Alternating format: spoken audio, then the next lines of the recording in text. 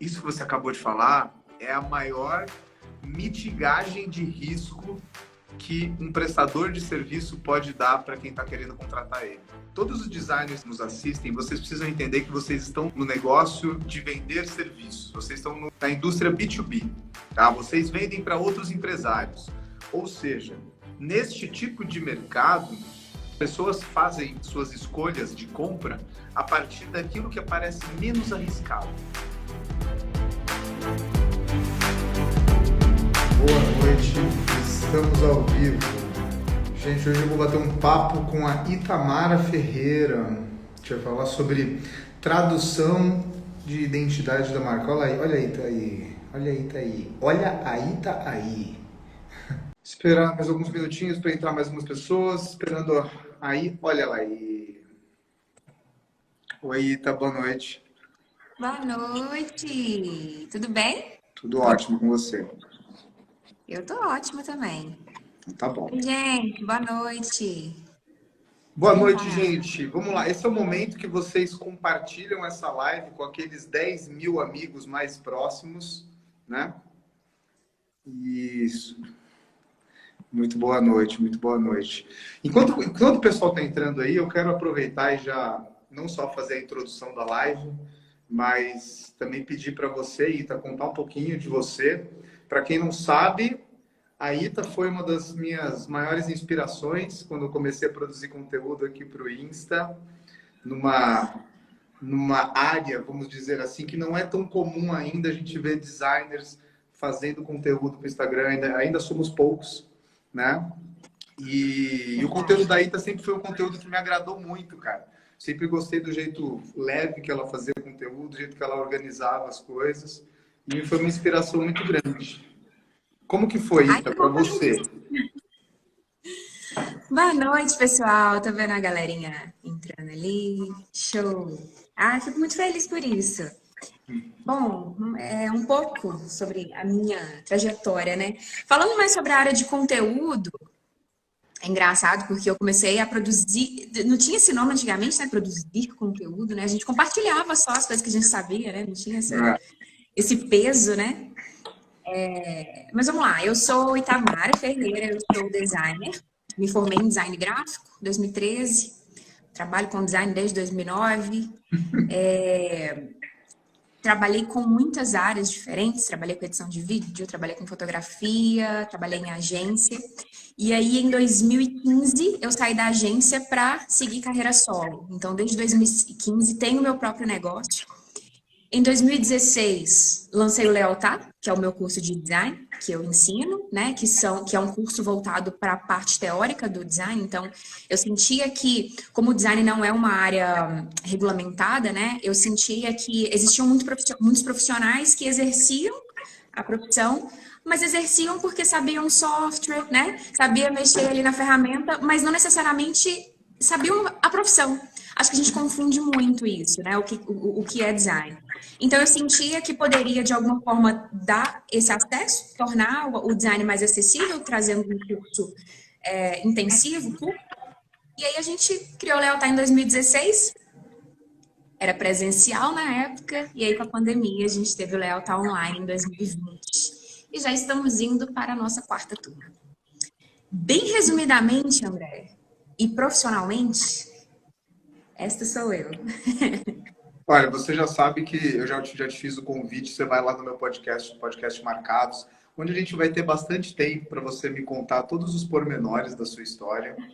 Mas, por hora, eu acho que já está ótimo. Deu para ver que você tem bastante fãs, né? Pessoas que te amam aí. Como disseram aqui, a Ita é a dona do design brasileiro. O que eu não vou discordar. Eu não vou discordar. Até parece. Oi, Eve. Boa noite. Ai, ai.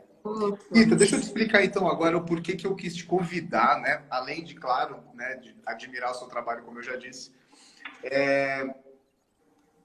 Eu quis dar, inclusive, o tema da nossa live que eu propus, você aceitou muito humildemente, que é usando essa palavra de tradução, né?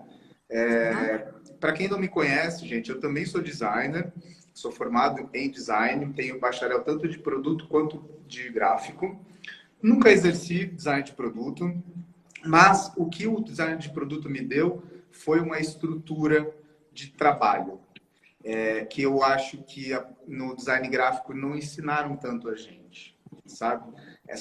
O processo de investigação, que hoje a gente conhece bastante por causa da estratégia de marca e tudo mais, não era ensinado na área de design gráfico como era no design de produto, né? A gente aprendia pesquisas etnográficas, né? Realmente estudar a pessoa, né? Quem iria utilizar o produto, o que é uma forma de pensar que eu utilizo até hoje como meu trabalho mais como estrategista de marca. Agora, essa palavra traduzir, eu gosto de utilizá-la, na verdade eu gosto de falar, inclusive, que branding é tradução. A gente não cria nada, ou pelo menos nós não deveríamos, né? E eu quis te chamar para cá porque eu sei que você tem experiência, você trabalha fazendo design de marcas, e eu queria entender de você como que você trabalha exatamente a parte onde a gente já tem uma estratégia definida, a gente já tem um briefing ali elaborado, e como a gente faz isso transformar realmente em identidade, né? A gente sabe que existe, que a gente está falando de criatividade, não é 100% linear, vai ter um momento que tem que ter um salto aí, tem que ter um salto criativo, mas eu queria conversar com você sobre isso. Então, acho que a gente pode começar com você falando para mim um pouquinho do seu processo criativo. Como que é o passo a passo? Gosto. E eu só queria concordar com você sobre a questão da parte estratégica, né? Pelo menos eu, na faculdade, a gente teve muito... O que eu não acho ruim, porque eu amo essa parte, mas a gente teve muita parte estética, né? No design gráfico, a gente trabalha muito essa parte estética, a gente não trabalha tanto a estratégia. O que eu acho incrível também, é tão importante quanto. Mas vamos lá. Quando eu estava na faculdade, a última coisa que eu queria fazer, André, era trabalhar com logotipos. Eu detestava. Eu vi isso nos seus stories. Acho importante dizer isso, porque eu sempre achei muito complexo. Você conseguir traduzir um conceito gigante e fazer ele caber num frasquinho desse tamanho, sabe assim? É tipo isso, né? Você tem que chuchar ali. E aí, eu fui contratada por uma agência em 2013 e a área que eu fui trabalhar nessa agência foi identidade visual. Então, eu tive que aprender na marra. Só que o processo nessa agência, ainda assim, não me parecia tão estratégico. Era aquela coisa de perguntar ao cliente o que ele quer, tentar adivinhar o que o cliente quer e fazer aquele fator surpresa, tirar o coelho da cartola e torcer para o cliente aprovar, né? Acho que muita gente vai se identificar, quem trabalha em agência. Fala aí, gente. É mais ou menos essa dinâmica, né? E aí, quando o cliente reprova, você nem sabe por que reprovou. É quase você jogar um dado, né, André? Você joga um dado e torce para dar certo. E isso me incomodava muito. Eu falava, gente, não é possível. Design significa projeto, né? Na tradução livre. Não é possível que a gente não tenha que ter um processo. Porque se a gente estuda na faculdade 4 anos para fazer isso, e a gente precisa desenvolver um projeto, não é possível que eu vou ter que ficar contando com a sorte. Então, isso não vale nada, sabe? Então, o design é isso, é só... E aí eu comecei a estudar branding. Foi quando eu comecei a fazer quando eu fiz o meu primeiro curso de branding, foi em 2014, com a nem era Brainstein ainda, né? Com o Guilherme Sebastiani. E aí que eu comecei a entender, enxergar a matrix da marca, né? E desde então eu fui incorporando pequenas etapas do branding no meu processo.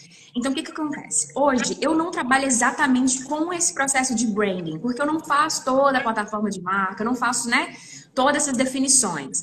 Então, sou designer, trabalho com a identidade visual, mas consigo trazer partes estratégicas do branding para o meu processo. Ele demorou a ser construído, né? Eu acho que nunca vai estar terminado. Mas o que eu trago hoje?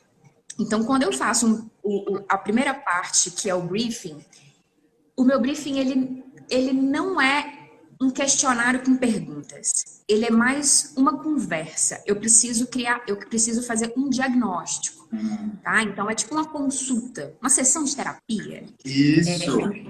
Né? A gente precisa trocar uma ideia. Então, eu não tenho perguntas... eu tenho mais um roteiro do que um questionário. Então, eu tenho um roteiro para saber por onde eu preciso passar, só que eu preciso ter a liberdade de o cliente me dar umas aberturas ou não. Cada cliente é diferente. Então já começa por aí essa parte estratégica. Eu preciso diagnosticar. Depois disso, depois que a gente fez essa conversa com o cliente, aí eu vou começar essa parte de pesquisa, de compreender mais a fundo aquele negócio, de entender onde aquele cliente atua, quem é o público. Então, até aí, gente, não tem Illustrator ainda, sabe? É uma parada extremamente, assim, de pesquisa. É aqui, ó, cérebro. Começa tudo isso, e aí começa a parte de pesquisa, entra um brainstorm, então quando a gente vai começando a definir esse conceito. E hoje eu divido as minhas etapas. Então o que antes era o coelho da cartola que eu tirava na apresentação, hoje eu já destrincho o meu processo com o cliente. Então a primeira coisa que eu faço é apresentar para ele o universo visual. Não tem criação nessa parte. Essa parte é apenas conceitual. Eu vou trazer toda a minha investigação estratégica, eu vou trazer a definição do público, eu vou trazer o comportamento do público, eu vou trazer tudo aquilo que eu colhi dessa primeira etapa. Então, eu vou apresentar tudo para ele, a minha linha de raciocínio, e aí eu colho a aprovação. É uma primeira etapa. Precisamos ajustar? Podemos seguir? Então, a gente já tem essa primeira, né? Acho que o processo precisa ser progressivo. Então, a gente tem uma primeira aprovação. Em seguida, aí sim a gente já pode começar a fazer os estudos. Então, eu posso trazer o logotipo, trazer o conceito, enfim, pode ser um conceito mirabolante, um conceito estético, enfim. E aí, na terceira e última etapa, é que a gente tem a parte de identidade visual, de fato. Então, eu vou reduzindo, eu vou quebrando essas etapas para eu poder justamente trazer estratégia para isso. Então, dentro desse processo, eu aplico ferramentas para a gente identificar atributo de marca, personalidade de marca, sabe? A gente tenta trazer o máximo de informação que a gente pode para aplicar no nosso trabalho de design, né? Então, eu acho que basicamente isso. Não, desculpa, mas eu acho que você é uma estrategista, né? Não sei se alguém já falou isso. Acaba sendo, só que a minha entrega, entende? A minha entrega não é exatamente uma estratégia, né?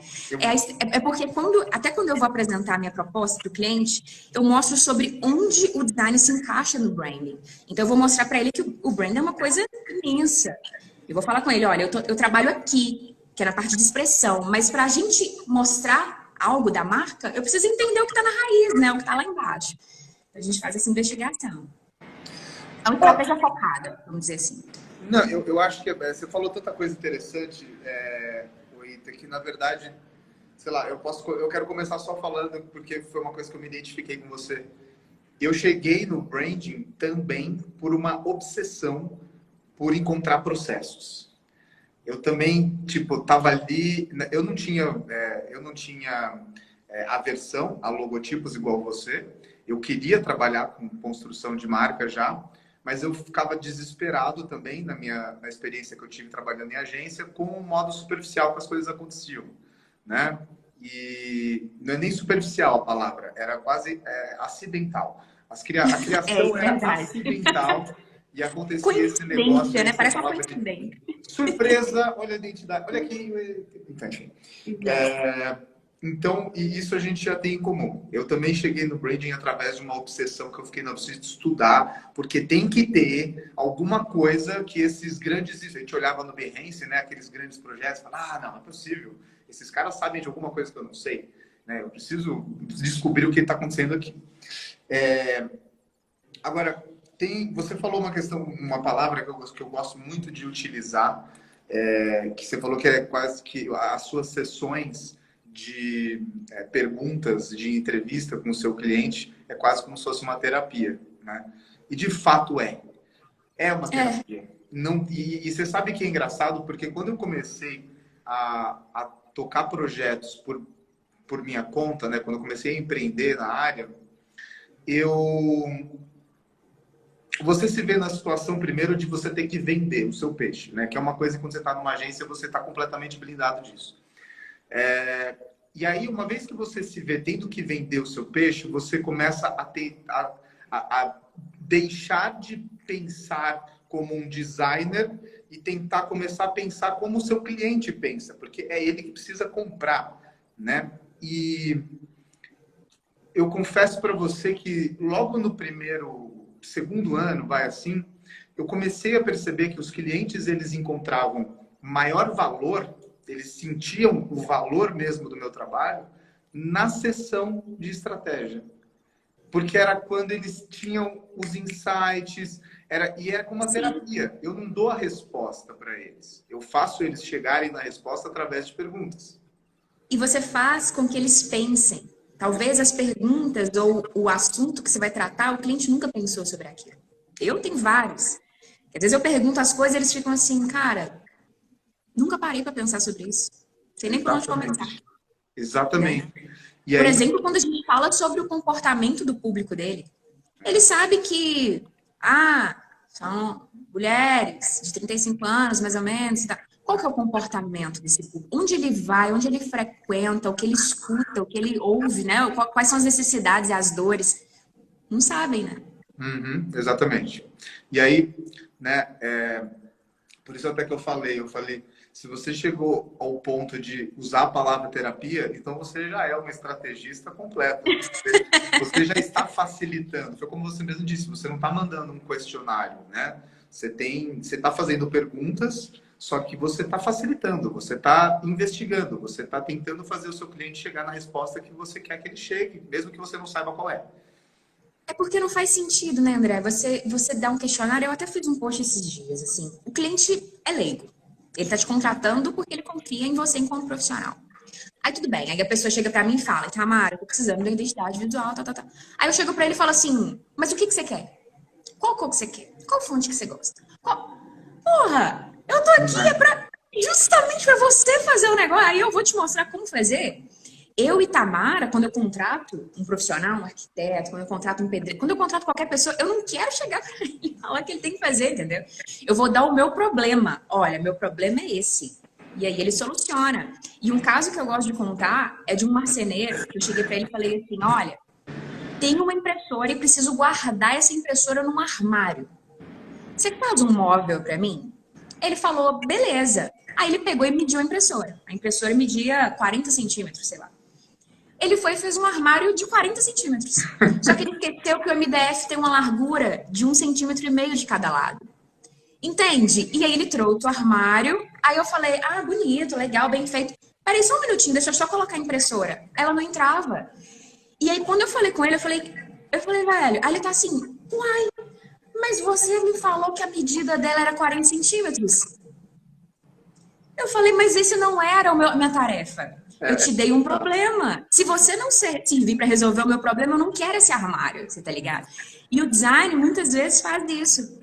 O cliente chega e o cliente, além de ter que dar o problema, ele tem que dar a solução, porque senão o design reclama que o cliente não sabe o que quer. Pode crer. Então, assim, a gente tem que aprender muito a entender esse nosso lugar.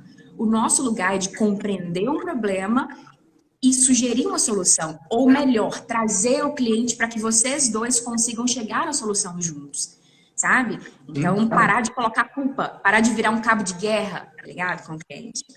Que legal. Eu usei essa mesma analogia com conteúdo, que eu nem lembro mais quando foi, que era, se era um carrossel, se era uma live, mas esse cabo de guerra, né, que a gente cria entre o cliente e parece que a gente nunca tem mais força. E aí, às vezes, a gente acha que a gente não tem força para puxar, ou porque ele não entende o que a gente está falando, ou porque ele não valoriza o que a gente faz. E eu acho que tudo é oriundo do mesmo lugar que parte desse exemplo que você deu do marceneiro. Né? Eu acho que eu já me vi me ferrando em muitos jobs, assim, né? Para não usar outros palavrões aqui, porque simplesmente eu não quis ouvir qual que era o problema do cliente. Eu queria só fazer a minha arte. Eu queria... sabe quando você já pega o cliente e você... o cliente não, você já pega o job já enviesado, você já olha o job e você... eu iria fazer uma identidade para essa marca. Tá pronto na cabeça. Exato. Isso é tão amador, né? É a mesma coisa que entrar num consultório médico e o cara já ir passando bisturi, né? Assim, fazer... Virose! Exatamente. E, bom, voltando então para o nosso papo, vamos tentar ajudar as pessoas que estão aqui nos assistindo. Inclusive, gente, eu vi que tem algumas pessoas deixando dúvida. Se vocês puderem, tem um íconezinho aí de perguntas que vocês podem deixar, porque elas ficam salvas e elas não ficam perdidas no meio dos comentários todos, e depois no final a gente responde vocês, tá bom? Bom, então tá. O que eu queria te perguntar aí? É o seguinte, legal, a gente já sabe que você não é partidária do questionário, você faz uma entrevista, você faz uma sessão, você não está querendo falar, mas você é uma estrategista, você faz um pouquinho de estratégia. Depois, você vai para a parte de pesquisa, que você quer entender ali o mercado do seu cliente, você quer entender um pouco mais sobre o consumidor dele, faz a famosa desk search, né, que é um termo bonitinho para ficar atrás do Google, que nem um louco, várias horas seguidas. Você conseguiria me dizer se, assim, eu sei, imagino que deva ser diferente para cada projeto, mas qual que é aquela, tem alguma coisa, um tipo de informação que você sempre vai atrás para ser tipo meio que o primeiro passo para você partir para a parte de identidade, para você começar a traçar um direcionamentozinho criativo, assim? Você fala de transformar o conceito em visual? Exato. Tá. Deixa eu só voltar um pouquinho, porque é um pouco mais complexo, né? A gente... eu tenho um processo um pouco diferente de fazer essa parte de pesquisa, porque ela funciona... Tem até um livro que eu tenho que ele chama de pensamento lateral. É porque você vai criando um brainstorm junto com a pesquisa. Então, você vai gerando infinitas possibilidades de palavras e de ideias, e à medida em que você vai, né, ramificando aquilo, você vai pesquisando e gerando novas ideias e tudo mais, né? E aí, o que eu faço? Depois que eu gerei uma porrada de ideias, eu começo a selecionar as ideias que fazem mais sentido com a minha pesquisa prévia. Então, eu começo a pegar ideias, conceitos, palavras, sabe? Então, enfim, várias delas. E aí eu reúno essas palavras e começo a tentar encontrar um padrão entre elas. Alguma maneira com que elas se encaixem. Porque eu gosto de trazer o conceito para o design, não aquele conceito literal do tipo, e eu falo muito sobre isso, do tipo, esse traço amarelo desse logotipo significa o sol poente do Oriente. Assim, eu não gosto, não é uma... porque não faz sentido, você não vai estar lá para explicar sobre isso. Então, eu sou a pessoa que sou muito mais defensora do design enquanto gerador de emoções, de sensações. Tá. Então, o traço amarelo, eu quero saber se esse traço ele está expressando tudo aquilo que a marca é, a personalidade dela, tá? Então, tudo bem. Então, eu pego todo esse emaranhado de conceitos e começo a tentar compreender como eu vou retraduzir aquilo. Dando um exemplo de uma marca que eu fiz assim, relativamente recente, é uma marca que ela é muito simétrica e espelhada, tá? Então, é uma marca, é um blog de psicologia, então fala muito do falar, do ouvir, do receber, tal, sabe assim? Ela é muito simétrica, espelhada, e eu comecei a trazer esse conceito, né?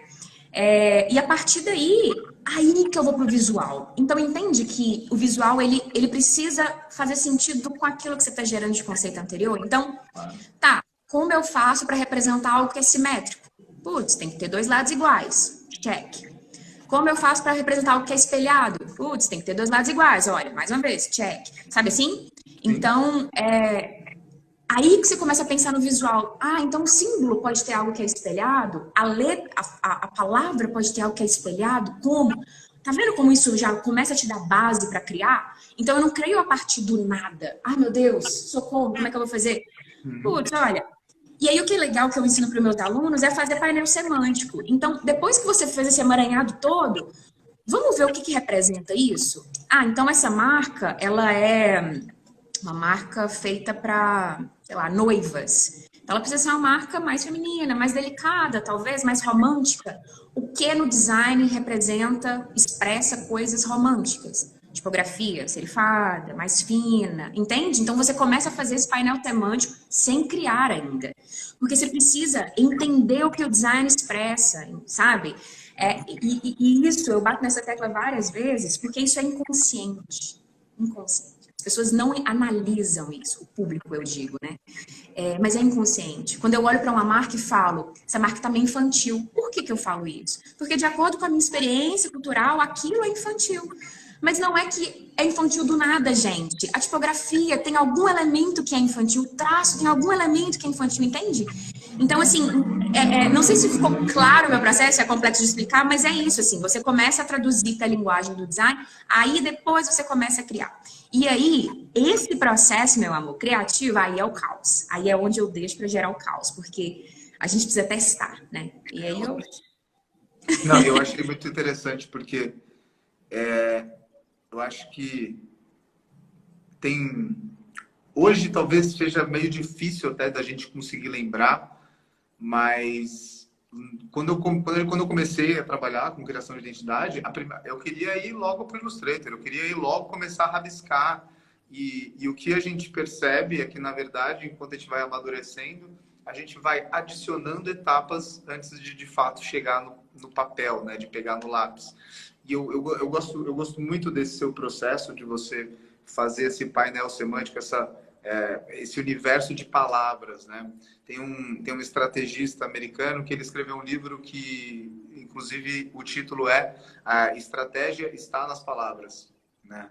E para nós, designers, eu não sei como que era para você, eu quero saber, na verdade, porque eu juro, eu tive uma resistência muito grande a escrever, aprender a utilizar as palavras a favor do meu design, sabe? Eu tinha muito uma resistência de pensar que era no sentir, é uma coisa de talento, eu sei o que é bom, o que não é, de gosto, sabe aquela coisa que, enfim. Então, assim, disso tudo que você está me falando, né, dessa parte do processo, eu acho que essa racionalização do processo criativo que você está dizendo, cara, isso é a maior dica que talvez a gente possa deixar na live de hoje para as pessoas, né? Porque, de fato, e eu digo isso porque, cara, eu recebo reclamação de colegas, né, de outros designers da nossa área também, reclamando sobre os clientes. O cliente não entende o que eu falo, ele não valoriza o que eu faço, não sei o quê. Só que às vezes é isso, é porque você não encontrou uma semântica em comum entre vocês dois. E você está falando em termos de criação e ele está falando em termos de resolver o problema dele, da realidade dele, enquanto que vocês precisam é dar essa racionalizada nas palavras, porque por mais que ele não saiba o que é uma tipografia sem serifa, ele sabe a intenção que ele quer passar com a empresa dele, com a marca dele e tudo mais, né? Não é? Exatamente, exatamente. E você falou sobre a habilidade do designer que empreende de vender o seu próprio trabalho, e eu digo que um dos meus maiores desafios foi também a comunicação com pessoas. Porque na agência você é apenas o moleque da criação, né? Eu era a menina da criação. Eu colocava meu fone de ouvido, se eu não quisesse, eu não falava uma palavra. Não. O dia inteiro. E aí, a partir do momento que você empreende, que além de vender, você precisa colher informação, tirar a informação do cliente, expressar a sua ideia, cara, Isso mesmo. você precisa aprender sobre comunicação verbal também, né? Oral. Então, e eu acho que, na verdade, Ita, não devia ser uma exclusividade de quem empreende na área, sabe? Eu acredito de verdade que qualquer designer se torna um profissional melhor por passar por esse momento onde se vê na necessidade de aprender a falar a língua do cliente, aprender a falar, eu chamo de business do design isso, né? Já fazendo até o jabá aqui, eu tenho feito lives todas as quartas-feiras às 8 da noite sobre estratégia de marca e o business do design. Estratégia de marca, porque para mim estratégia de marca, como vocês estão vendo nessa conversa, é muito desse processo de racionalização do processo criativo, né? Deixa a parte artística que existe, que ainda existe dentro do processo, mas deixa ela para o momento dela. Aí tu acabou de falar na hora que fica caótico, que aí tudo bem. Mas até chegar lá existe um processo, existe uma racionalização. E o business do design, que é tipo... Por mais que eu gostaria que a língua universal do mundo fosse a língua da criatividade, das cores, das tipografias, não é. Não é. A língua universal é a linguagem dos negócios, é a linguagem do capitalismo, a linguagem... É essa linguagem que as pessoas falam, né? Então, eu realmente acho que mesmo que você, né, que está assistindo a gente aí, seja um designer que trabalha numa agência, você não tem a intenção de empreender na área, você não quer fazer freela, você não quer nada disso.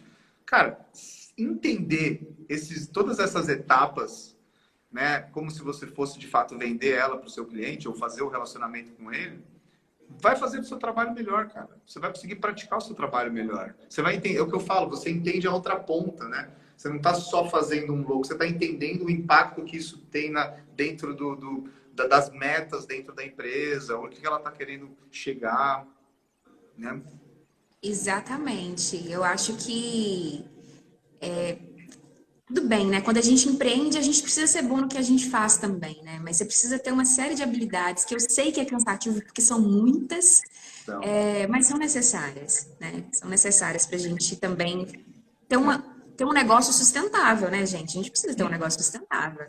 Precisa e ter assim, grana. até aproveitando esse gancho, você falou rapidamente, né, da sua história, aí tá no começo da live, mas você consegue identificar quando que foi que você começou a fazer esse processo um pouco mais racional, quando você começou a sentir talvez tanto sentir a necessidade como começar talvez a implementar, porque quando você está empreendendo, as coisas têm que ser rápidas, né? Você sente a necessidade, você já tem que fazer alguma coisa.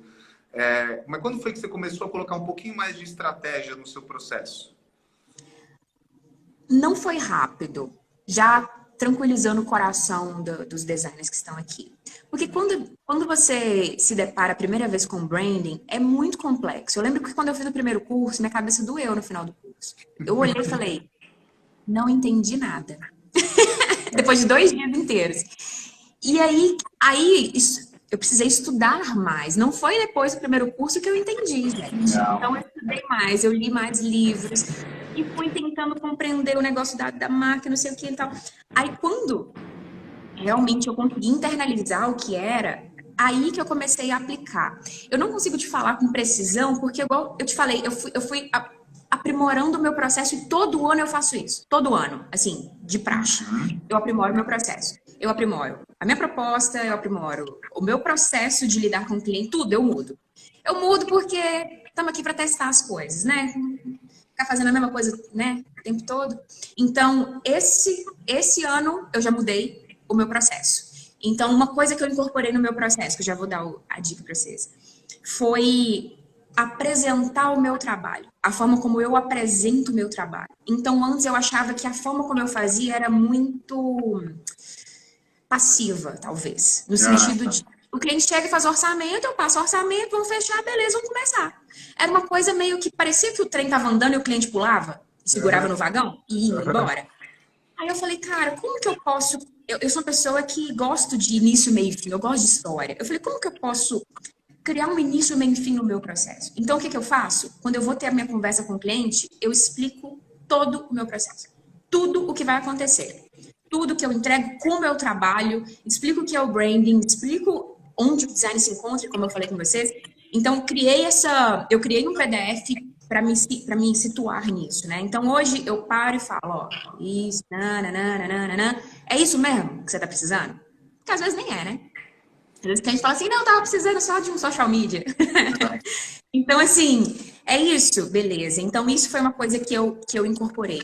E os meus outros processos, esse ano também mudou a forma como eu faço, como eu ajo. Então, antes eu dividia o meu processo em 2 etapas e talvez 3. Hoje eu divido em 3 etapas e talvez mais. Então, dividi mais etapas.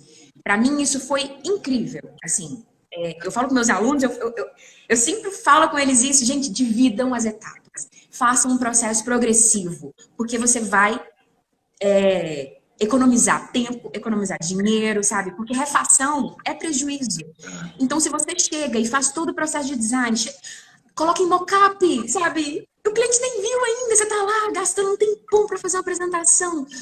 E aí você mostra para o cliente, primeiro, ele vai ficar sem graça de recusar, porque você teve um trabalho do cão para fazer. Você vai ficar numa tensão absurda na hora de apresentar, que eu sei como é que é. E no final pode ninguém gostar. O cliente pode aprovar, depois ele vai fazer com outro design, nunca vai usar seu projeto. Sabe? É uma coisa meio... E aí, quando você vai progressivo e dá ao cliente também a chance de participar da solução e de falar, Ita, eu acho que não é por aqui. Eu acho que a gente pode... Vamos voltar um pouquinho, vamos refazer essa conversa para a gente alinhar. Ótimo, eu não precisei chegar lá onde Judas perdeu a bota para voltar. E aí, depois que o cliente aprova essa parte, a gente tem um degrau acima, sabe? Então, é progressivo, como eu falei. Quando a gente chegar lá no terceiro, quarto degrau, nós não vamos voltar aqui atrás para refazer as coisas. Que é o que acontece quando o designer, ele só vê o cliente duas vezes, que é no briefing e na apresentação, né? Às vezes ele volta 10 degraus lá atrás, né? Apresentou e volta lá atrás para descobrir que o cliente odeia marrom, sei lá. Entende? Então, assim, nem sei mais, André, o que você tinha me perguntado, acho que eu me empolguei, mas é isso, gente. Não, eu gostei muito do que você falou. Isso que você está chamando, eu gosto de falar da parte de negócios. Você vai perceber com o passar do tempo. Por mais que eu seja um designer, eu sou um designer do business. E isso que você acabou de falar é a maior mitigagem de risco que um prestador de serviço pode dar para quem está querendo contratar ele. Quando todos os designers que nos assistem, vocês precisam entender que vocês estão no negócio de vender serviços. Vocês estão na indústria B2B, tá? Vocês vendem para outros empresários. Ou seja, neste tipo de mercado, as pessoas fazem suas escolhas de compra a partir daquilo que parece menos arriscado. É isso. O que parece que eu tenho menos chance de me fuder? Essa é o pensamento. E quando um profissional como Ita chega para você e fala todo o processo, a gente faz isso, a gente faz aquilo, a gente tem checkpoints, né? A gente tem essas validações ao longo do processo diversas vezes, que eu chamo isso dentro de um processo de ancoragem. A gente tem que estar sempre ancorando o nosso processo criativo com o cliente. A gente não pode passar de meio de fase. Tá ligado? Você está jogando Mario, você pega o meio de fase. Pode crer. Se você morrer, você não volta no início, tá ligado? Você volta no meio de fase. É isso mesmo. É isso mesmo. E eu chamo de checkpoint, porque também é no videogame, checkpoint. Ó, checkpoint aqui, salve Pix, salve aqui. Então, enquanto... Além disso, gente, olha só que maravilha. Isso, além de ser muito benéfico para a eficiência do seu trabalho, a chance de você fazer um trabalho melhor é muito maior fazendo isso. A chance de você ter refação de trabalho também é muito menor.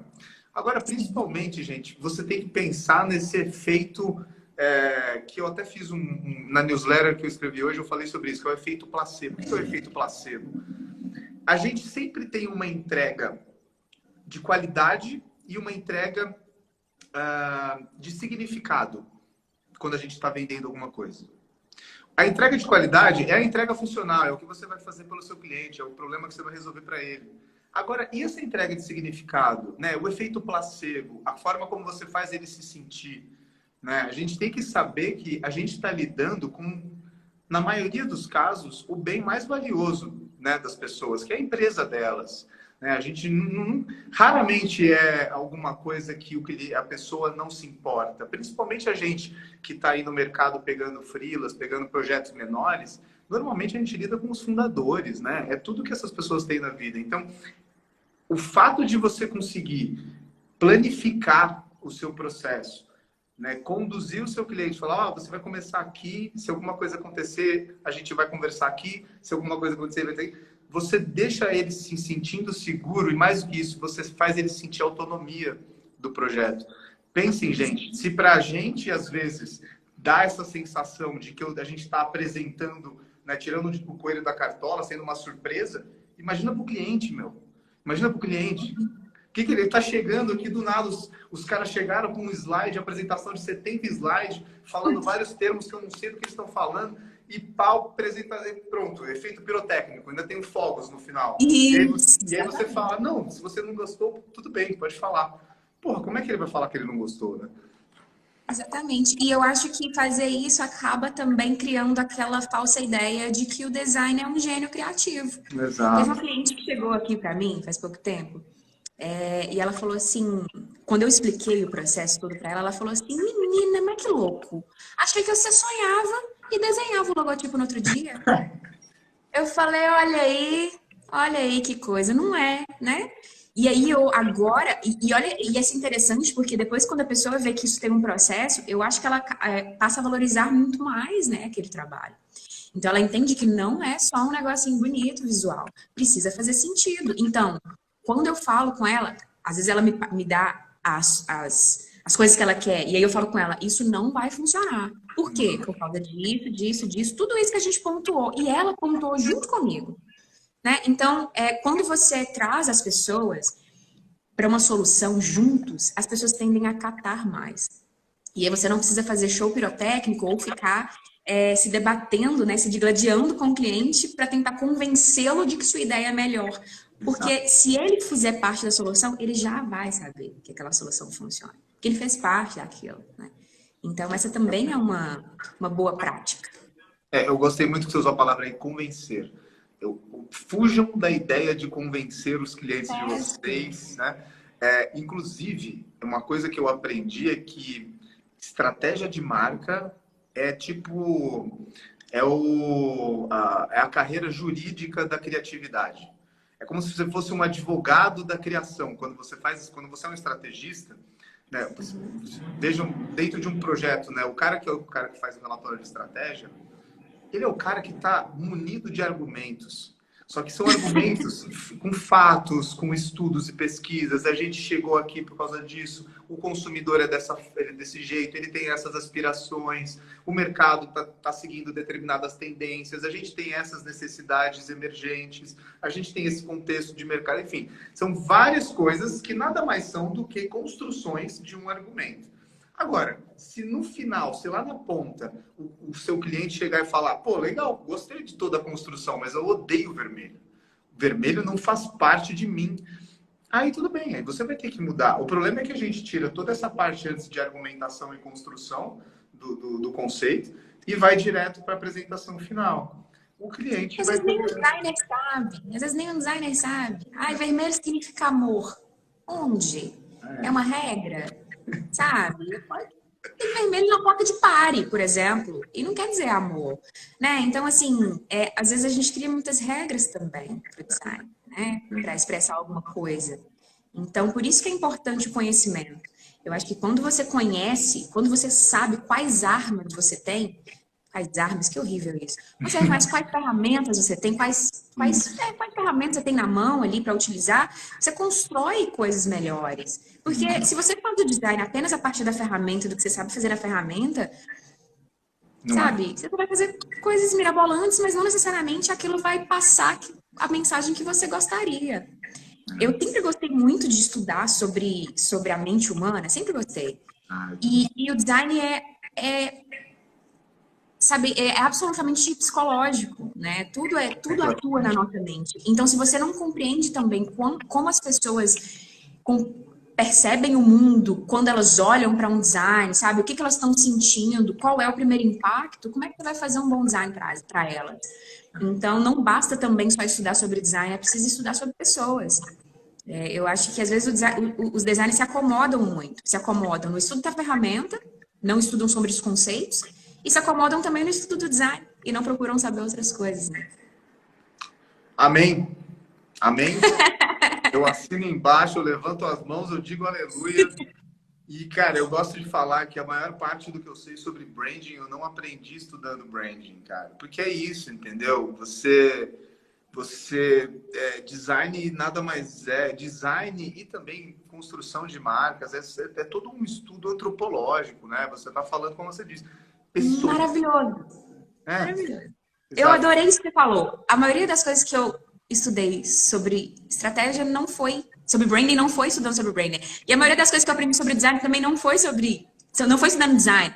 Foi estudando a mente humana. Quando eu faço as análises aqui no meu perfil, que eu faço das identidades visuais, as pessoas falam assim, mas da onde você tirou isso? Gente, neurociência, sabe? Comportamento. É isso, é pessoas. Entendeu? Então, às vezes, quando você chegar lá para estudar design, talvez não vá ter isso, mas é assim que a coisa funciona, né? Então, quando a gente fala sobre Gestalt é psicologia, total. Gestalt não é design, Gestalt é psicologia. E é por isso que a gente tem Gestalt no design, porque design é psicologia também.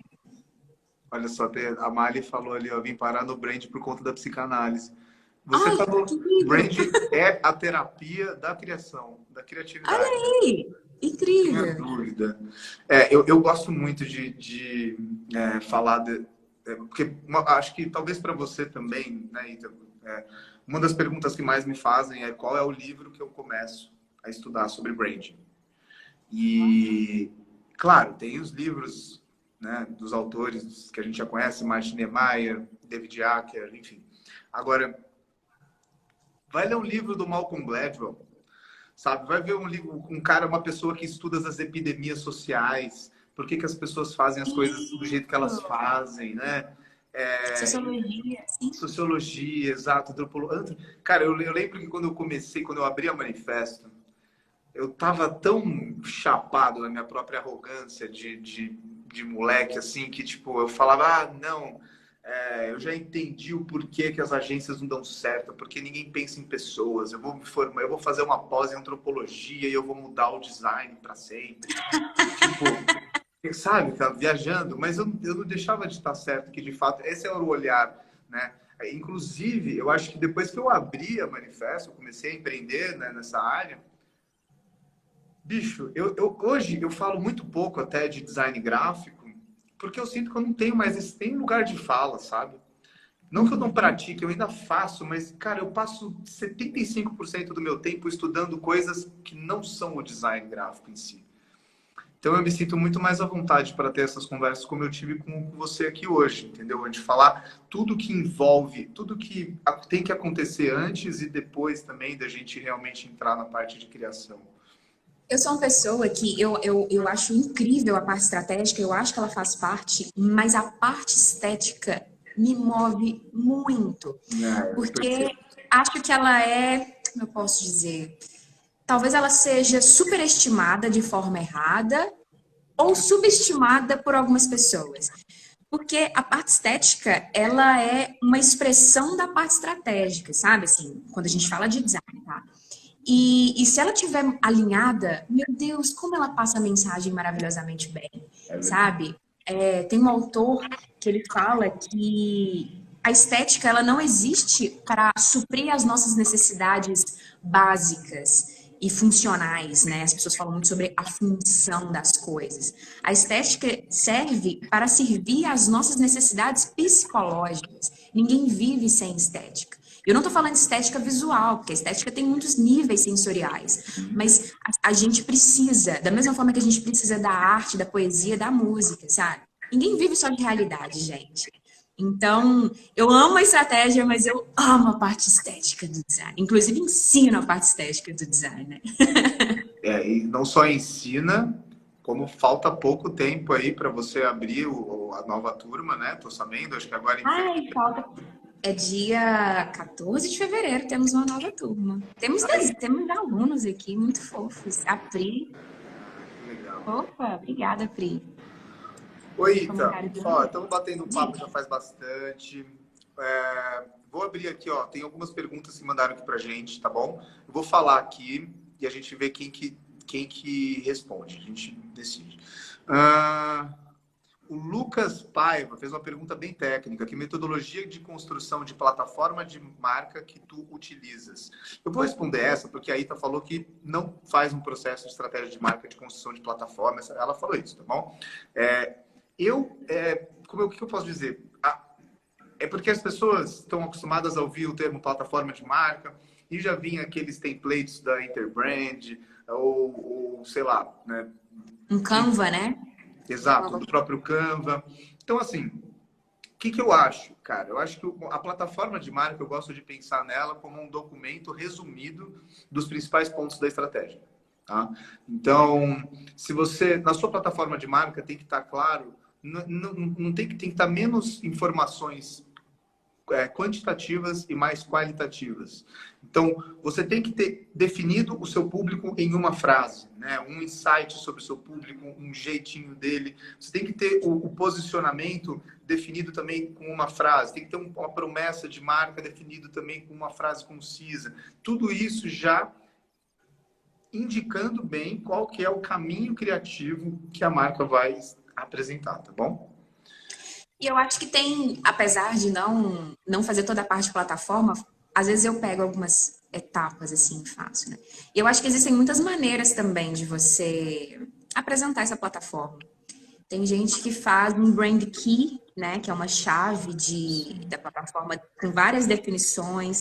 Tem gente que faz num modelo de escrita mesmo, naquilo. Eu acho que metodologia é uma coisa que às vezes a gente tenta herdar dos outros, mas nem sempre dá certo. Porque cada um tem uma metodologia que funciona, né? Porque depende muito do que você valoriza dentro do seu processo, né? E aí, inclusive, a forma como você entende o que a gente faz também. Porque, gente, eu sei que eu e a Ita estamos aqui maravilhosos, conversando, como se a gente super se entendesse, fizesse a mesma coisa, mas a verdade é que a gente não faz a mesma coisa, tenho certeza. Exato.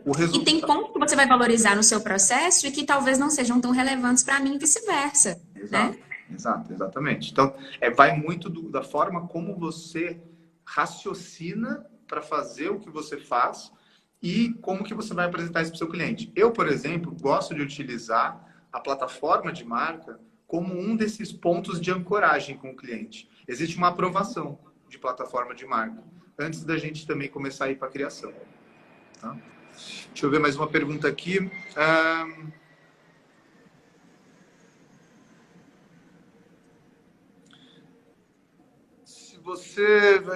Qual curso de design estratégico você fez? Então, acho que ele está falando do que você comentou que você tinha feito da Brandster. Tá. Eu fiz... Quantos cursos da Brandster eu fiz? Já fiz vários cursos da Brandster. O primeiro curso que eu fiz foi sobre branding. Gostei muito. Eu acho que o Sebastiani tem uma didática maravilhosa. Super me identifico. A forma como ele fala é muito fácil de entender. Então, eu fiz o de branding. Fiz o de... Hoje ele chama design estratégico. Na época chamava identidade visual de marca. Identidade de marca. É bem legal, assim. Ele quebra muito das crenças que a gente tem. Então, ele vai ensinar... Não é sobre identidade visual, tá? É sobre a parte estratégica do design dentro do universo de marca. Então, ele vai trazer essa coisa vai questionar essa coisa do conceito, por exemplo. Esse conceito que a gente quer trazer, quer que o logotipo incorpore todo o conceito da marca. Então, ele vai mostrar que alguns logotipos super famosos, você nem sabe o conceito que tem. E não é isso que é relevante, né? Então, gostei muito desse também. E fiz vários outros de branding. Eu aconselho vocês a darem uma olhada lá na Brandster, porque tem muitos lá. Teve um outro que eu fiz que não é da minha área, não mesmo, mas serviu muito para minha parte, para agregar na minha metodologia, que foi o Hello, da The Ugly Lab.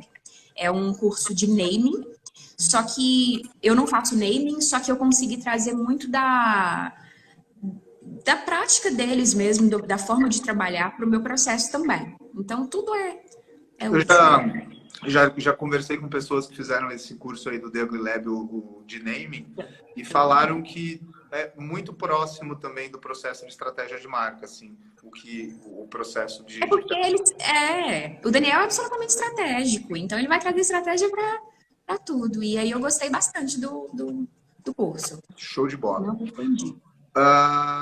Quanto tempo costuma levar um projeto de identidade visual com estratégia básica? Ita, quanto tempo demora os seus projetos? Não menos do que 45 dias. Não consigo. Mas aí é todo o meu processo, assim. Então, é a partir de 45 dias que começam as minhas entregas. E aí depende do projeto, né? Depende do quão robusto esse projeto vai ser. Então, aí dentro eu consigo me organizar. Se é um projeto com muita coisa, vai durar mais. Mas não menos do que isso. Eu concordo com você, tá? Eu concordo. Eu também não consigo. Eu falo que o mínimo de projeto de branding aqui na Manifesto são 2 meses também. Pois é. Vamos ver aqui. Em que fase o designer pode fazer o cliente participar do processo, fora responder o briefing? Tá.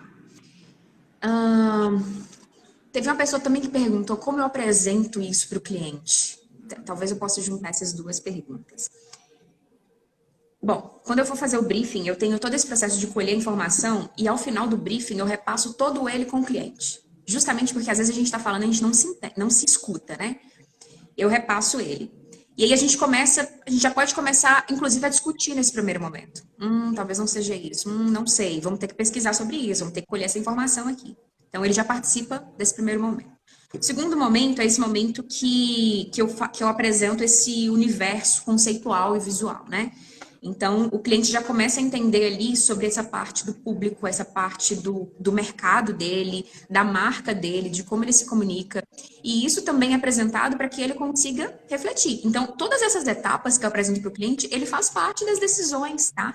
É sempre uma etapa, ela pega as informações colhidas anteriormente. Então, eu vou analisar e vou dar para ele aprovar. Ele vai entender, talvez não seja isso, ou, nossa, é isso mesmo, vamos para a próxima. Então, todas essas etapas que eu divido, o cliente faz parte do processo, tá? É isso aí. E isso aí. Se você puder explicar melhor, não tentar convencer o cliente. Toda vez que você se vê na posição de tentar convencer alguém, você já está perdendo. Porque a pessoa, ela já pensa o oposto de você. Nunca se coloque numa posição onde você tenha que mudar o que uma pessoa pensa. Isso é um péssimo jeito de começar uma conversa. Principalmente de alguém que está te pagando para fazer um serviço. Né? Então, como a gente disse, né? Por que a gente cria tantas etapas de ancoragem? Por que a gente cria tantas etapas de validação, de comunicação? O que é isso que a gente está fazendo, gente? Pensem que a gente fala uma língua e o cliente fala outra. Os dois querem atingir basicamente a mesma coisa. Às vezes não fica tão claro um com o outro. Então, é comunicação. A gente precisa conseguir se comunicar. Então, quanto mais pontos de validação, entendeu? Esse é o momento que pode pecar pelo excesso. Quanto mais pontos de validação vocês tiverem, menos vocês vão se ver na situação de ter que convencer o seu cliente. Nunca tente convencer o seu cliente. Se o seu cliente fala... Aliás, qualquer pessoa, né? Para que você vai tentar convencer? Você tentou... Me diz uma vez que você tentou convencer alguém e isso deu certo. Não dá certo, gente. Então não façam isso no trabalho de vocês. As pessoas confundem essa parte de persuasão com convencimento, né? A persuasão não necessariamente ela vai ser negativa nesse sentido, né? Ela é mais sobre você...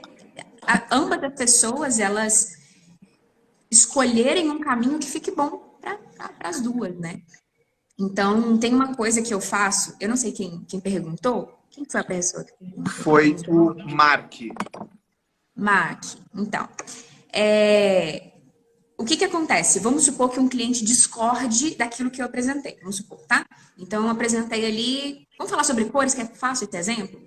Usei a cor vermelha e o cliente não gosta. Ele queria que colocasse, sei lá, um preto, né? Não sei. Ao invés de eu chegar para ele e falar, vermelho é melhor, preto vai ficar muito ruim, não sei o quê. Ao invés de eu falar isso, o que eu falo? Eu, enquanto profissional, vou falar assim, beleza. Vou te contar o que vai acontecer quando a gente usar preto, tá bom? Aí eu conto. Isso vai acontecer, as pessoas vão ter essa interpretação da sua identidade visual, elas vão sentir isso, isso e isso. O vermelho vai sentir isso, isso e isso.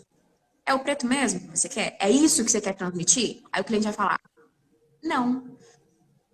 Então, ao invés de eu chegar para ele e falar, isso é melhor, eu vou falar com ele, qual o caminho que você quer atingir?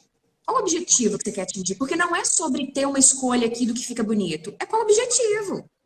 Então é esse o objetivo que você quer? Que o preto está gerando? Então nós vamos usar o preto. Também quem sou eu para ficar também discutindo? Você quer que tenha... Então vai ter aqui, sabe? Faz sentido com o que a gente está comunicando? Beleza. Entende? Então, assim... E tem coisas também, gente, que são tão irrelevantes, sabe? Assim... essa serifa termina com a pontinha, a outra serifa termina com... Tem coisas que dá para alterar, sabe? Dá para alterar e continuar passando a mesma sensação. Mas eu acho que é isso. O segredo é, ao invés de você criar um embate, é mostrar que você está do lado dele e que você é profissional o suficiente para explicar para ele, com uma linguagem acessível, sobre o seu trabalho. Incrível, incrível resposta. Não poderia fazer melhor. Aí a Mali perguntou aqui, ó, como um estrategista que não é designer pode melhorar na visão de design? Aí a primeira pergunta que eu te faço é, se você não faz design, por que você quer melhorar a sua visão de design? Só uma pergunta, tá ok? Porque se você não for fazer, então às vezes você está querendo aprender uma coisa a mais que não é da sua alçada. Encontra um parceiro. Segunda coisa, eu entendo que também tem todo o benefício você entender um pouco do processo do profissional que vai meio que ser seu parceiro ali. E nesse momento, a única coisa que eu consigo pensar é você se aproximar de designers, né? Chama os colegas, chama os parceiros que complementam o seu trabalho, até para discutir a possibilidade de vocês fazerem parcerias de projetos e tudo mais. E pede para eles, ô Ita, conta para mim, que nem eu estou fazendo aqui ao vivo para o Brasil inteiro, vocês marquem um call e perguntem, Ita, como que funciona seu processo? Eu queria entender se o meu trabalho é complementar ao seu, se a gente pode, sei lá, trabalhar juntos de alguma forma. Ela respondeu aqui, sim, é para me entender como os parceiros trabalham. É isso mesmo, é isso mesmo. Ou você pode seguir o Layaltar também, porque a gente vai ter novidades nessa próxima turma. Tá, aí, pronto, tá feito. A gente pensa muito nesses profissionais que às vezes não são designers, mas eles trabalham com design no dia a dia. Eles aprovam um projeto, por exemplo. Por exemplo, um diretor de criação que às vezes não é designer, vai ser, sei lá, publicitário, e ele sente uma necessidade de saber como o design funciona, até para poder orientar o time, né? Pô, então a gente pensa muito nisso também. A ideia do Layaltar é justamente democratizar esse acesso do design, entender que ele está em todos os lugares, né? Então, Mali Vicentes, fica atenta. Gostei muito. Já fiquei interessado nessa novidade aí. Depois quero que você me conte. Pois é. Nathalie Magalhães, uma aprovação de marca em etapas não pode atrapalhar o cliente? Por exemplo, posso aprovar as cores propostas, mas sem ver o todo. A aplicação dessa cor no contexto da identidade. Talvez não possa frustrar o cliente ou não. Ficou claro? Você entendeu a pergunta? Ela está preocupada que apresentar fragmentos possam impactar no resultado de quando tudo estiver junto. Eu entendi, mais no sentido da interpretação do cliente do que sua, eu imagino, né? Porque quando a gente está fazendo esse processo, a gente sabe, né? O que funciona ou não. A gente faz testes para isso funcionar, né? Mas o que eu gosto de fazer, mesmo quando eu vou apresentar uma parte fragmentada, por exemplo, eu gosto de apresentar logotipo e paleta de cores como etapa. Eu faço uma aplicação pequena, só para o cliente ver como aquilo fica na vida real. Porque eu sei que, como cliente, é difícil eu aprovar o que é abstrato. Eu colocar vários quadradinhos de cores e falar, né? Tô sugerindo essa paleta. Eu não sei como é que vai funcionar, né? O cliente não tem esse pensamento, ele não consegue ver lá na frente. É tipo quando você apresenta rascunho. Eu acho difícil apresentar rascunho, tá? Por exemplo, né? Outras pessoas podem apresentar, eu acho difícil. Então, eu sempre coloco uma aplicação básica mesmo, só para a gente ver como ficam cores sobrepostas, né? Como o logotipo reage às cores. Pode ser uma forma de facilitar o processo também. Exatamente. Perfeito. Mas isso é tão legal, assim, que essas perguntas eu também me faço. Mas o que é legal? É quando a gente fala assim, no próximo cliente eu vou testar diferente. No próximo cliente eu vou testar, sabe? Eu vou experimentar esse processo para ver se vai funcionar ou não.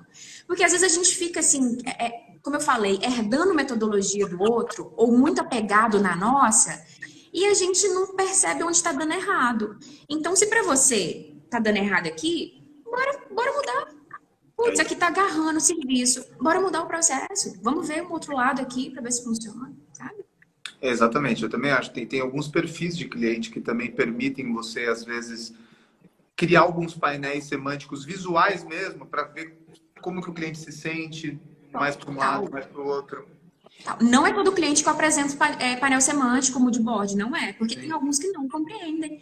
Tem alguns clientes, quando eu vejo que o cliente ele já tem know-how, ele já sabe, ele sabe design, nossa, aí, minha filha, eu mostro rascunho, eu mostro os trem, sabe assim? Porque eu sei que ele vai entender o que eu tô dizendo. Então também tem essa sensibilidade, né? De entender que cada cliente é diferente. Exatamente. Aí até acho que complementa essa nossa resposta. O Postic Design perguntou aqui, na hora de apresentar a estratégia, você direciona o conceito do logo ou somente a paleta de cor e tipografia? Deixa eu explicar para vocês como que eu faço para ficar mais fácil, tá? Eu disse que eu e a Ita trabalhamos com ancoragens. Processos um pouco diferentes, mas para vocês entenderem, a primeira vez que o meu cliente vê qualquer coisa visual é só no que eu chamo de key visual. Então, entendam, antes de ele ver qualquer coisa visual, ele já passou pelas sessões de estratégia, ele já aprovou o caderno de estratégia. O caderno de estratégia nada mais é do que os exercícios de estratégia por escrito. Depois do caderno tem um relatório, que aí são as nossas pesquisas adicionando os exercícios que a gente fez com ele. Depois desse relatório começa a plataforma de marca, que até ela virar um documento de uma página só, ela tem algumas etapas. E depois que a gente termina tudo isso, aí a gente vai para outros 2 documentos, que eu chamo um de Key Visual e o outro de Keyword. Um visual-chave e o outro palavra-chave. O Keyword, a gente trata de propostas de posicionamento, de identidade verbal, é onde está as palavras da identidade. E o Key Visual, a gente trabalha o visual-chave. Nesse visual-chave, às vezes eu faço apresentação de 1, 2, ou eu já apresentei até 3 Key Visuals. Qual é a vantagem do Key Visual? Não tem nada feito. É só rascunho. É um rascunho bem organizado. Bem organizado. E aí, nesse Key Visual, tem sim uma proposta de logo, tipografia, paleta de cor, comportamento de layout, grafismo, fotografia, não tem regra. É para juntar um montão da ideia. Tá? E aí, claro, esse logo não está nem perto de ser finalizado. Muitas vezes é um logo que a gente copiou de outro lugar. Mas, assim, transmite a ideia para o cliente já conseguir interagir numa fase inicial. É um mood board, né? Você vai se apresentar uma sensação que você quer causar ali. É bem parecido com o que eu faço também. Quando eu vou apresentar essa primeira ideia, ainda não tem nada pronto. É só a ideia mesmo. Então, eu apresento todos os elementos, como eu posso dizer? Os elementos que possuem significado no design. Então, eu vou trazer a tipografia e aí eu consigo orientar. Então, por exemplo, como eu falei, se a gente quer criar uma marca voltada para casamento, público mulheres, é mais romântica, mais delicada, então a gente já tem ali personalidades tipográficas que transmitem aquilo. E aí eu não defino também, tá? Eu não chego e falo assim, vou usar isso. Eu defino um estilo. Então, aqui cabem tipografias com serifas mais delicadas, talvez um contraste entre haste fina e grossa, sabe? Eu vou explicando assim. E também coloco observação do que não vai entrar. Tipo, tipografia muito pesada, sabe? Ou muito rebuscada, também não é. Então, eu coloco o sim e o não. Aí depois vem diagramação. A diagramação vai ser mais limpa, minimalista, traços finos. Não vai ter diagramação muito arriscada, assimétrica. Sabe assim? Então, eu vou fazendo... E eu gosto também de apresentar sugestões de materiais táteis também. Eu acho que o design se esquece um pouco disso. Textura. O design se esquece um pouco disso e isso pode trazer conflito para o cliente depois. Porque, assim, você vai fazer um cliente que tem uma loja física, ele vai precisar imprimir uma sacola, ele vai precisar, sabe, assim, ter um uniforme. Qual é o tecido? É uma marca que vai transmitir rusticidade ou ela é mais moderna? E isso muda, gente. Isso muda, tá? Isso também é identidade visual, isso também é código morfológico. Incrível. Incrível. Ó, gente, estamos chegando no final aqui. Vou responder mais 2 perguntinhas que eu vi aqui e aí a gente encerra. Então aqui, ó, no caso da identidade visual, como ajudar o cliente a se apropriar da marca? Eu recebo muito essa pergunta aí, tá? As pessoas... Se apropriar? Eu não sei o que ela quis dizer com se apropriar da marca, mas eu, pelo menos, muita gente vem me perguntar como garantir que a marca que a gente criou vai ser, né, continuada. Como garantir que o cliente consiga tocar a marca que nós desenvolvemos para ele. Enfim. Posso responder? Por favor. Tá, tem alguns processos, né?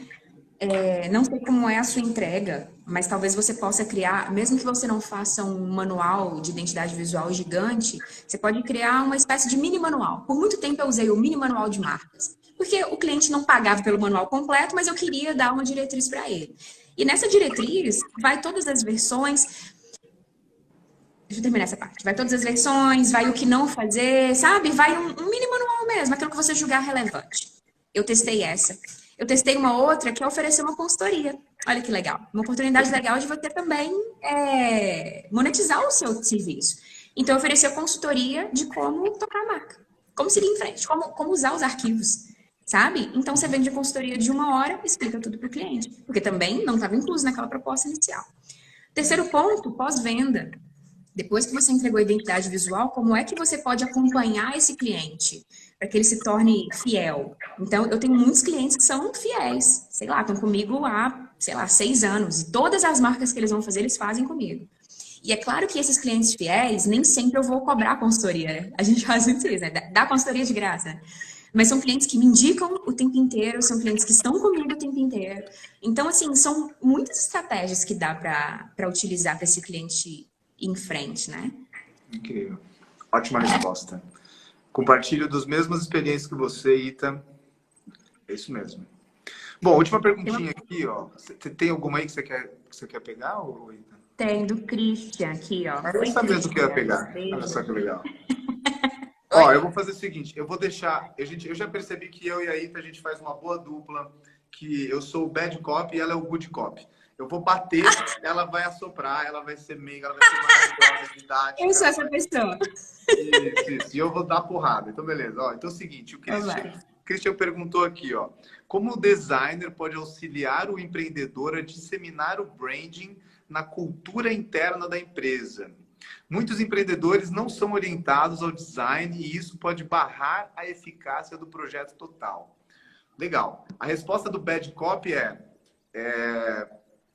não perca seu tempo com quem não valoriza o design. Não perca o seu tempo com quem não entendeu que investir em marca é importante. Se o cara é um empreendedor e ele não está sabendo a importância de ele construir uma marca, eu recomendo você ir para outro lugar, tá?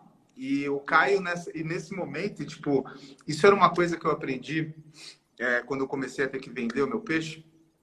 No começo eu achava que os clientes ideais para mim eram aqueles que eu olhava e eu falava, meu Deus, mas não tem nada de design nessa empresa. Olha esse logo, mas olha essa comunicação, que horrível. E aí eu falava, porra, eu vou conversar com esse cara e eu vou ter um monte de coisa para fazer por ele. Só que não é assim que as coisas funcionam. O seu cliente ideal é um cliente que já se preocupa com o tipo de serviço que você faz. Qual que é a chance de eu convencer o cara que não se importou na hora de fazer o logo dele a primeira vez, que ele de fato precisa ter um logo interessante, uma comunicação que engaje as pessoas? Eu estou perdendo muito meu tempo fazendo isso. Então eu prefiro investir em pessoas que, né, já valorizam e já veem valor nisso. Minha vez de assoprar? Vai. Agora é sua vez. Vou responder o Cris aqui. O Cris ele é empresário, né? Ele tem a GoImage. E eu não sei o que ele tá falando aqui, porque a identidade visual da GoImage é maravilhosa, é incrível. Aí, ó, pronto. Mas tudo bem. Mas como o design pode auxiliar o empreendedor a disseminar o branding? Primeiro que, vamos lá, Cris, o branding é toda essa parte da organização da gestão da marca como um todo, né? Então, você sabe, todos os pontos de contato, né? Enfim, é uma parada maior, assim. E aí a gente tem dentro do branding, aí a gente tem o pontinho lá, que é a expressão da marca, onde está o design. Mas o branding é gigante, né? Então, eu acho que é difícil, assim, o designer, coitado, auxiliar o empresário. E eu não sei se esse designer é o designer de uma agência ou é design interno, né? Eu acho que tem muito mais a ver com o empresário ter esse insight de entender o quanto o design é importante. Então, quando eu entro lá no site da GoImage, eu tenho o primeiro impacto. E o que é que aquilo me causa, né? Então, eu acho que é muito mais responsabilidade do empresário buscar isso do que o designer de convencer o empresário. Acho que não sofri muito também não, né? Acho que eu dei uma... Acho que eu fui bad também. Não, mas vou te falar, eu acho que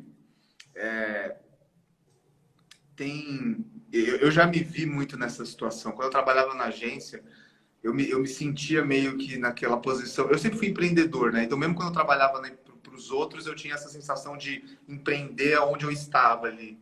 E eu tinha meio que essa urgência de avisar as pessoas que, porra, o design pode mudar essa empresa. Eu não tô falando, e aí, nem falando tanto só da questão de design gráfico, não, tipo, mas implementar uma mentalidade de design na cultura da empresa. Intercultura, exatamente. Por isso que eu acho que é tão pesado você colocar isso nas costas da agência ou do design ou de quem quer que esteja dando essa consultoria, porque Exato. é cultura empresarial.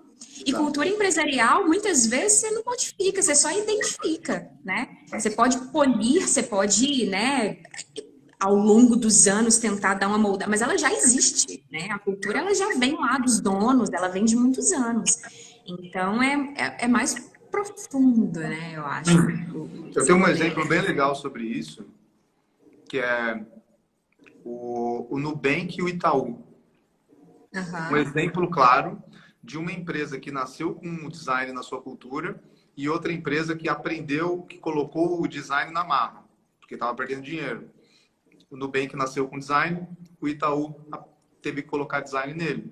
Só que o Itaú, né, tem muito dinheiro, enfim, muito recurso, e ele conseguiu aprender isso. Hoje eles têm uma puta equipe de design, inclusive vou chamar lá o líder de design deles para lá do podcast.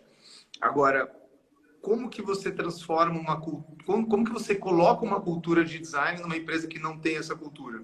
Contratando designers.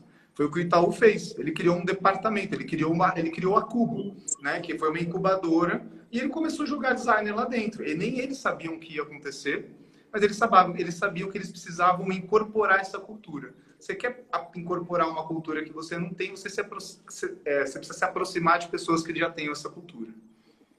E tem uma coisa também que ele até falou assim sobre os empresários não são orientados a valorizar o design.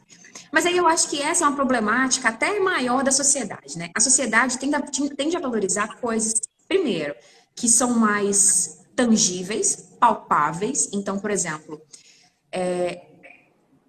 maquinário, sabe? Coisas impressas, coisas que eu posso pegar e tocar valem mais do que o intelecto. Então, se eu cobro um exemplo, sim, esdrúxulo, assim, mas se eu cobro um valor pelo cartão de visita e ele vem impresso, tem mais valor do que o layout que eu faço, percebe? Então, assim, a gente tende a valorizar mais isso.